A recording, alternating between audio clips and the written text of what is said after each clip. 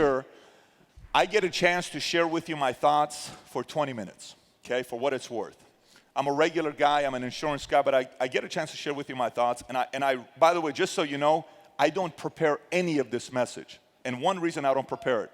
Here's why I don't prepare it. Not because I can do it without having to prepare it. I write a couple points and I said, speak from the heart. And whatever comes out is whatever comes out. And I'm going to tell you what's on my mind today. And hopefully from there, some of you guys will understand that this is truly not a business only to start a business to make money. Look, you need to make millions. There's nothing wrong with it. Don't ever feel guilty about making millions. But making millions or tens of millions, or some in the room who are going to make hundreds, and a few are going to make billions, it's great if you do something with it. If you don't do something with it, it's empty, it's shallow, it's draining, you die, your casket's just a little bit more expensive, it's just a little bit nicer, the people is just a nicer eulogy, maybe a couple celebrities show up, and then your money's left behind and it's great, all the cars gets passed on to somebody else, the homes gets passed on to somebody else, you're gonna give it to your kids, to your niece, to your nephew, that's great, it's phenomenal, you made a great impact in the world, but I think there's a little bit more than that. You know, right now, we're all dealing with election time, right? We're going to be deciding a new president. Between now and the next time we have a convention, we have a new president, just so you know that. Between now and the next time we have our convention, we have a new president. And some of you guys in the room, maybe Democrats. Some of you guys in the room, maybe Republicans. Some of you guys in the room may be libertarian. Some of you guys may be independent. And some of you guys could give a rat's you-know-what about politics. It's totally fine. I do think it's important to know what's going on in the world. I do think it's important to know what's going on with America. I do think it's important to pay attention to it. I do think it's important to study politics, to make educated decisions. I really do think that it's important for us to do that, especially if you have kids. I got 2 boys and I got 1 on the way. They're counting on their father to make the right choices. They're counting on their father to study and make the right votes. They're counting on their father to vote in the right leader in the House, in Senate, in governorship, in presidency, in VP, in all of that stuff. They're truly counting on me. And I take that very serious. One of the leaders early, I was walking around, and I called a lot of people out, especially the MDs. I said, how come you're not in the breakout meeting? And one of the guys texted me and he said, Patrick, I just want you to realize, man, I appreciate you calling me out, but I got this, that, and all this stuff he said to me. And one of the guys I respect the most, I said, I want you to understand something. You don't have to go into the meetings. You don't even have to listen to anything I'm telling you. But I want you to know one thing. When you go to your city and someone asks you what company you're a part of, and the first thing they do, they want to go and check the CEO, who your CEO is, I want you to know, I don't just say I'm a business owner and I don't care what you think about me, I can do whatever I do. No, before I'm a business owner, I chose to be a leader before being a business owner. And to make a decision to be a leader before a business owner, you could do it and it's only about you. A leader, you could do it and it's about the people. Gaines said something very special when he said, what's the difference between a legend and a hero? He said, a legend does something incredible in the world for himself. A hero does something incredible in the world for others. I want you to know, the pure intention of this company is to give birth to a lot of heroes to make an impact in billions of people's lives around the world. That's the purpose of this company. Money's gonna be made. Ferraris are gonna be driven. Lamborghinis are gonna be owned. 10, 20, 30,000 square foot homes are gonna be owned. Traveling all over the world is gonna happen. Presidents are gonna be at our conventions. I was speaking to one of our guys, I said, if we have 5,000 registrations, next year at our July convention, we could have Clinton, Bush, and Michael Jordan at our convention if we chose to do that. We can have Alicia Keys performing at our convention. Can you imagine Alicia Keys singing, Falling? I keep on falling. Oh my gosh, I'll go crazy. Woman's Worth, who knows what I'm talking about, right, with all those songs. I visualize it all the time. There's only 3 songs I heard in my life that I had to stop. My body really shook. One of them was Sting, Desert Rose. Who remembers that song, right?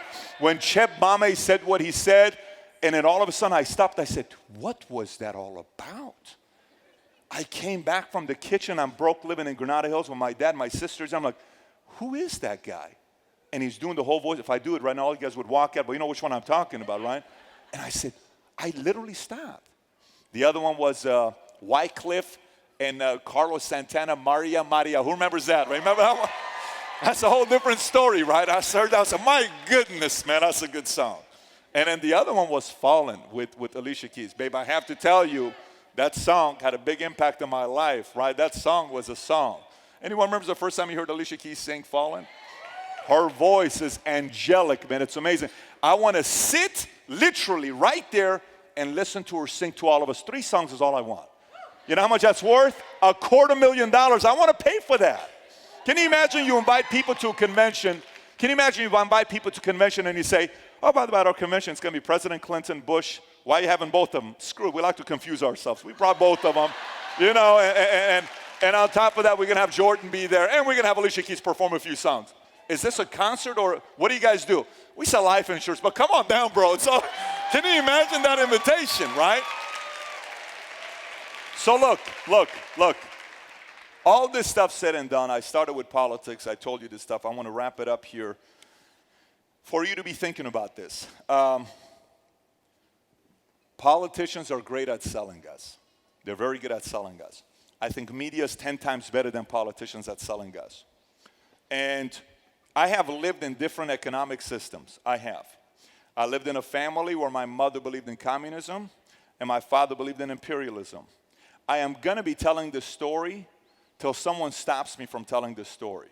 You're either going to have to stop freedom of assembly to stop this man from telling this story. I am not going to stop telling this story. I saw Karl Marx in his book on what he wrote, on what he felt was a perfect economic system for a country to run, which destroyed Russia and killed 20 million people. That's communism. And I watched what capitalism did in America that made, stand up if you are not Caucasian. Stand up if you are not Caucasian and you were not born in America. Stand up. Look at this. I don't know if you know or not. Stand up if you, look at this. Okay, stand up if you're not Caucasian, your parents weren't born in America. Stand up if your parents weren't born in America. Do you know why you're in America? Let me explain to you why you're in America. Let me simplify why you're in America. Listen to me. Wait, hear me out. Even the people that don't like what I'm telling you right now. The reason why you're in America is because of capitalism. The reason why you're in America is because of free enterprise. The reason why you're in America is because of the freedom of religion, assembly, opinion, whatever you want to say. That's why you're in America. Believe it or not, that's why you're in America. Please grab seats. 40 million immigrants live in America. Number 1 country in the world. Number 2 is Russia, 11 million people. Why? Why is that? Well, let me say something so hopefully this will stay with your mind as you hear people getting up on stage and talking about the tax system and our tax code system. We're going to make it 90% and all this other mess, and we need to give all these programs that are free, and it sounds so noble, and young people tend to buy it because young people haven't yet had a chance of having somebody who works less than them take a position over them. You haven't yet been fired or laid off by somebody who doesn't work that hard, who just has a political power over you that you got fired and you realize that wasn't fair. Wait till that happens to you. Wait till that happens to you. Listen, we still are the greatest country. We are still a capitalistic nation. Wait. But you got to understand this. Listen to me. Reagan met with Gorbachev. Russia switched to capitalism. Their government's still communism. Their economic system is capitalism. Wait. China made a statement in the World Olympics about 9 years ago. If you remember how incredible of an opening show they did. I don't know if you remember that. 8, 9 years ago. Most incredible opening show they ever did. They were a communistic nation. Now they're a capitalistic nation. They were all about communism. Now they're about capitalism. Why are they converting capitalism? I went to Panama. Panama's unemployment rate is 2.3%. They're a capitalistic nation. 2.3% unemployment. Everyone in Panama would tell me we follow the American system because we believe in capitalism and free enterprise because it works. Now here's the thing to think about. What do you think is harder to do? Do you think it's harder to convert a nation who believes in communism or socialism to convert them to capitalism? Or do you think it's harder to convert a nation from capitalism to socialism, communism? Which do you think is harder to do? This one or this one? Raise your hand if you say this one. Raise your hand if you say this one. Raise your hand if you say this one. So you think it's harder to go from capitalism to socialism, communism. Let me explain to you why I say it's this one. You don't have to agree with me, but let me make my case. The reason why it's harder to do this is very simple. The moment a parent continuously gives $1,000, $2,000, $3,000 to his kid for 5, 10, 20 years, and then that mom or dad decides to stop, this kid's been relying on that money for 10, 20, 30 years. He's already entitled. It's very hard to do. But a nation like this, who has had a formula that's worked, that's created the nation trillions of dollars, and all of a sudden we have this money, somebody can get elected and say, all of this money we have, I bet if I start giving free stuff to everybody, they'll elect me. It's so easy to go like this. It's so easy to go like this. Now here's the thing. Some people will come back to me, and Robert said yesterday, he says, look, I do think the nation needs to have a free public system, or public educational system. I think so. I do believe a nation needs to have a military. Yeah, of course, we need to be free, we need to be safe, we need to be protected. Of course they do. I think the nation needs to have some kind of a healthcare program. Sure they do. But then where does it stop? How many of you guys see a 35-year-old still living with mom and dad and expecting mom and dad to take care of their money? Let me ask you, what do you think about that person? What do you think about that person? Honestly, state the name. What do you think about that person? Lazy, all these other names. Now watch this. What do you think about a 67-year-old that lives with his son and daughter? What's the problem with that? Nothing. They pay the price. No one is saying let's not take care of our seniors. All we're saying is the 35-year-olds that want to constantly rely on the system to take care of them, we cannot do that anymore. We can't constantly give you free programs. You got to get off your butt and go to work. You can't constantly be relying on everybody to take care of you. You can't constantly expect everybody to give you a free phone, free house, free cars, free daycare, free Medicare, free all. You can't expect that. I don't want you to expect it from me now. Patrick, you're being so cold. What if somebody has some health issues? Don't give me the exception of 1% or 1.001%. I'm talking about the 95% who have become entitled. And I want you to know this. The same way you raise your kids where you think they need to eventually get up and go do their own thing, we need to start doing that with our adults. And somebody gets up and wants to vote and say college needs to be free. High school needs to be free. This needs to be free. If you vote me, everything's going to be free. 22-year-olds say, he's the most noble man in the world. Let me vote for him. And then 55-year-olds that are creating jobs, and here we are at our company, we give the biggest raises to our staff. Minimum this year, we give a 20% raise to all of our staff. 20% raise to all of our staff. Our chief compliance officer is the highest paid chief compliance officer in the marketplace. Why are we doing that? How proud are you of that, by the way? Hey, Amor, was that not promised to you day one? He's the highest paid chief compliance officer in the marketplace. Marlon Tigran, they're going to make a lot of money next year. You look at Mario's face when you ask him about it. Matter of fact, ask Monica about the raise he got. So why does that happen? Because it's called capitalism. Because if we go to Texas, I don't have to pay the 13%. I gave them the raise. So when people say, oh, capitalism is this and all this other stuff, now, listen, people say cops are bad people, maybe 2% of them. But I don't let 98% of people dictate my opinion about good cops. People say military people kill people, sniper, all this other kind of crap. I do not let 2% of people dictate my opinion about military. All pastors, all they do is abuse kids and molest them and sleep with members and all. I do not let 2% of pastors dictate my opinion about the 98% of pastors. All parents, all they do is do this to their kids. I do not let 2%. Stop letting the exception dictate your opinion about politics, economic system, financial system, all of these entitlement programs. Don't let the 1%, the 2% entitlement, all this stuff that they sell you on, don't let it convince you of the way you vote. Don't let it do it. But they're very good at it. They're very good at it. They're exceptionally good at it.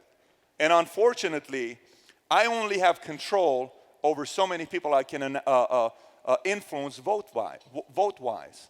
Some of you guys are going to sit here and you're going to say, I think Hillary's a great person to vote for. Some of you guys are going to say, oh my God, it's Bernie Sanders. He's amazing. Feel the burn. You know what I'm saying? Oof, he's amazing. Some of you guys are going to say, oh, for me, my guy is Ted Cruz. I like Ted Cruz. Some of you guys will say, I hate Ted Cruz. Some of you guys say, dude, Donald Trump, I just love Trump, man, but I got to keep it a secret. Because when I say to my family, they get so irritated, but I love Trump. Shh, I love Trump. My guy is Rubio. He's young, he's Hispanic. I love the guy, bro. Look, I look at trends. I look at who gets up and says whatever they want to do to earn my vote. That's the person I don't vote for. I don't vote for the person that says anything to get my vote. I have a big problem with that. When Jennifer and I were dating initially, I did not tell her what she wanted to hear. I told her who I was. 67 times I asked her, are you sure you want to marry me? And she would say, why do you keep asking me that? I said, because you don't understand the life I want to build. I want to build an incredible life. I have one shot at this thing. You don't know what my mom and dad did to bring me to America. I don't think you really feel the fire in my belly on what I owe those guys. Till the day I am buried, all I think about is I got to pay back my mom and dad's sacrifice of bringing me to America. I'm going to do it. So when my wife and I had that conversation together, then all of a sudden she says, no, I'm with you. I said, great, because I just want you to know whatever you want is yours. Whatever you want is yours, but don't expect a 9-to-5 guy you marry. Don't expect the lifestyle of the rich and famous. With a guy coming home at 5 o'clock, it ain't gonna happen. You want a 9-to-5 guy living in an apartment? There's plenty of guys out there. That's not this guy. But I'm gonna give everything I got. I'm gonna take it very serious to be faithful to you. Don't think for a moment, guys, I'm a man, and you understand that men like women, and you understand we're kind of weird. And you understand that men also have temptations and we have weaknesses. Anybody tells you they're perfect and they're God, Jesus, those are the people you want to stay away from because they're the real ones that have the problems. I get tempted. I see beautiful women here. I see a lot of different things that happen. I see the conversation sometimes people say to me in my ear, but I'm sorry, man, my crusade is much bigger than your beauty. What I want to do in my life is much bigger than that. I can't fall for that. And I have a lot of great friendships in the company, lots of them. I have a lot of them. By the way, you understand this. I didn't tell you I'm perfect, any of that stuff. Don't put me on the spotlight being perfect. I'm just telling you I'm committed to that woman. I'm committed to my kids. My kids expect an incredible father. My kids expect an incredible father to deliver, to not just love on them all the time. I got to love on them, and sometimes I need to sit down and have that talk. And the most painful thing to do with your kids sometimes is give them a papa, because instead of their hand getting red, your hand gets red and I lose sleep at night. I think about it, toss and turning and all this stuff. It hurts me. I think about it all day, the next day, the following day. It hurts me. I am in pain. I don't like the look on their faces. But they need to be leaders when I'm dead one day. They can't just rely on this guy. And the same thing needs to happen with our economical system, where the next generation can run this country to continuously be the greatest country in the world because of the right decisions you and I made. That's what we need to do. So I certainly hope when you hear my message here, by the way, just know this.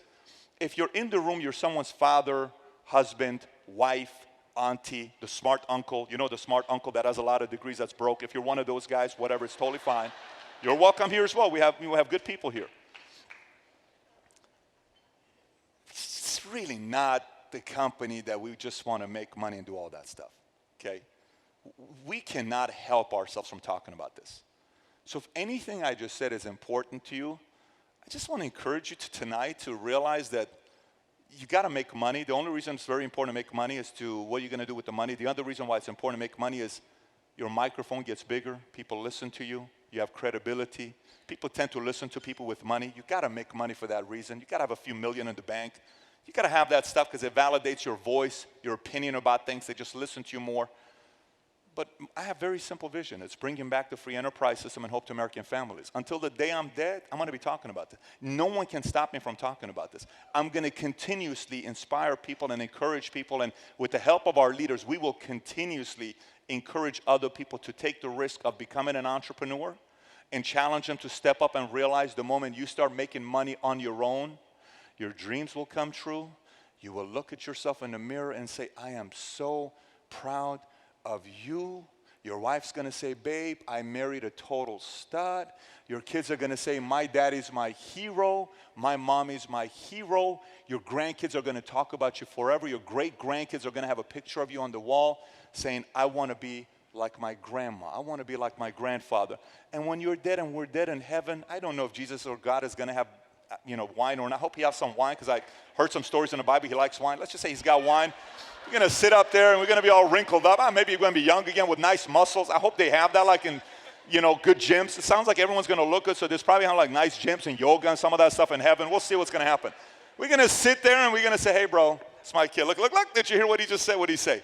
He said he's proud of his daddy. Woo! Look what my girl just said. What'd she say? She said, Daddy, I'm proud of you. Oh, doesn't that just feel good? Give me a high five. Pow.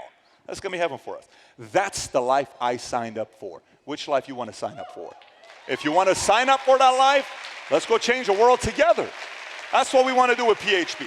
That's why the leaders here invited you to come and join us on this incredible journey with this incredible company called People Helping People. That's what I want to share with you tonight here before I get into the announcement. So thanks for hearing, for my rant or whatever I just said. Thanks for listening to me.